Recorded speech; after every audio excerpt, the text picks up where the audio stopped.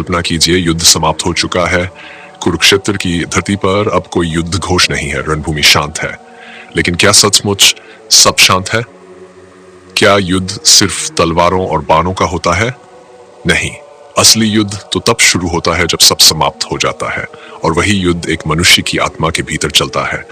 वह युद्ध जो किसी के भीतर क्रोध बनकर जलता है, और वही क्रोध बन जाता है विनाश का कारण। इस जलते हुए क्रोध का नाम है महाभारत। की कथा में वीरता, नीति और धर्म के कई पक्ष हैं, लेकिन कुछ पात्र ऐसे हैं जिनकी कहानी युद्ध की समाप्ति के बाद शुरू होती है। अश्वत्थामा ऐसा ही एक नाम है। वो एक योद्धा था, गुरु का पुत्र था, ब्राह्मण कुल में जन्मा था, लेकिन अंत में ऐसा शापित अस्तित्व बना जिसने युगों युगों तक पीड़ा को ओढ़ लिया। कौन था अश्वत्थामा? वह कोई साधारण योद्धा नहीं था। वह महान आचार्य द्रोण का पुत्र था। वही द्रोण जिन्होंने पांडवों और कौरवों को शस्त्र विद्या सिखाई। अश्वत्थामा बचपन से ही युद्ध कला में निपुण था। उसमें तेज था, शक्ति थी और एक स्वाभिमान भी था जो विरासत में मिला था। पर उसके भीतर एक और चीज धीरे धीरे आकार ले रही थी। पिता से मिला भावनात्मक जुड़ाव, एक अस्थिरता, एक असहज बेचैनी जो समय के साथ विकराल होती गई। महाभारत के युद्ध में जब अश्वत्थामा ने पांडवों की ओर से न लड़कर कौरवों का साथ दिया, तो ये केवल राजनीतिक पक्ष नहीं था, ये भावनात्मक निर्णय था। वह दुर्योधन के साथ खड़ा रहा क्योंकि उसके पिता भी वहीं थे। लेकिन उस युद्ध में जो सबसे बड़ा मोड़ आया वह था द्रोणाचार्य की मृत्यु।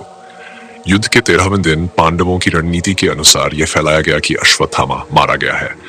युधिष्ठिर, जिनके बारे में कहा जाता था कि उन्होंने कभी झूठ नहीं बोला, उन्होंने यह कह दिया अश्वत्थाहता। अश्वत्थामा मारा गया और उन्होंने बहुत धीमे स्वर में जोड़ा, नरोवा खुंजरोवा, ये मनुष्य है या हाथी, या स्पेशल नहीं। द्रोणाचार्य यह सुनकर शोक में डूब गए और ध्यान में चले गए। उन्होंने शस्त्र रख दिए और उसी क्षण धृष्टद्युम्न ने, जो द्रौपदी के भाई थे, उन्हें धोखे से मार दिया। अब जरा उस पुत्र की पीड़ा को समझिए, जिसने ये सुना कि उसके पिता को उस झूठ के आधार पर मार दिया गया जो उसके ही नाम पर कहा गया था। अश्वत्थामा के भीतर जो क्रोध पहले एक भावना था, वह अब एक ज्वाला बन चुका था। उस क्षण से वह बदल गया। उसका क्रोध न्याय नहीं चाहता था, वह बदला चाहता था। और यही वह मोड़ था जब एक महान योद्धा की आत्मा जलने लगी। युद्ध अपने अंतिम पड़ाव पर था। दुर्योधन के मरने के बाद अश्वत्थामा लगभग अकेला पड़ चुका था। उसके पास अब कोई सेना नहीं थी, कोई समर्थन नहीं था, कोई रास्ता नहीं था। लेकिन उसके भीतर जो कुछ बचा था वह था क्रोध।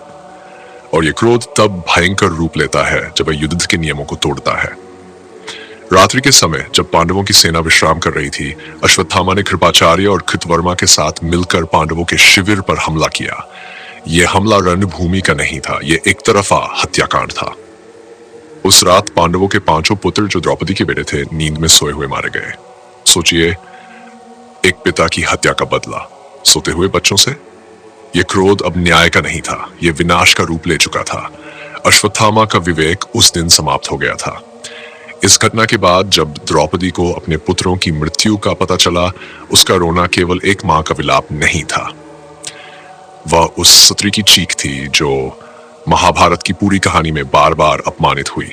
पहले द्रौपदी के चीरहरण में, फिर 5 पतियों के बिना रक्षा किए जाने पर, और अब अपने 5 पुत्रों को खोकर। द्रौपदी ने अर्जुन से एक ही बात कही, मुझे अश्वत्थामा चाहिए, जिंदा, क्योंकि मैं उसकी आंखों में देखकर पूछना चाहती हूं, क्या उसके पिता की मौत का बदला मेरे बेटे से लेना न्याय था? अर्जुन अश्वत्थामा की तलाश में निकले, और जब वे आमने सामने हुए, तब एक और भयावह दृश्य सामने आता है। अश्वत्थामा जानता था कि वह अर्जुन से युद्ध नहीं जीत सकता, इसलिए उसने अंतिम अस्त्र का प्रयोग किया। यह वही अस्त्र था जिसका प्रयोग केवल तब किया जाता था जब कोई और उपाय न बचा हो। लेकिन अश्वत्थामा ने इसे एक गर्भस्थ शिशु को मारने के लिए चलाया, अभिमन्यु के पुत्र, जो उस समय उत्तरा के गर्भ में पल रहा था। क्या यह क्रोध नहीं, पागलपन था?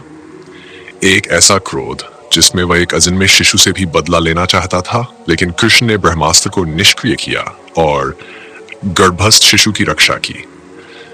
वही शिशु आगे चलकर राजा परीक्षित बना। अब बारी थी अश्वत्थामा को दंड देने की।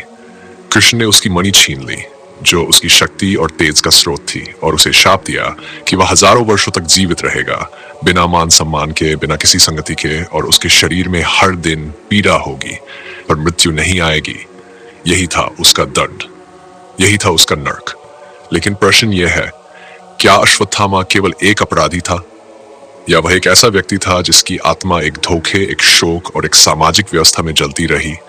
उसने अपने पिता को खोया, अपने मित्रों को खोया, अपना सम्मान खोया, और जब उसे न्याय नहीं मिला तो उसने उसे अपनी तरह से लेने का निर्णय लिया।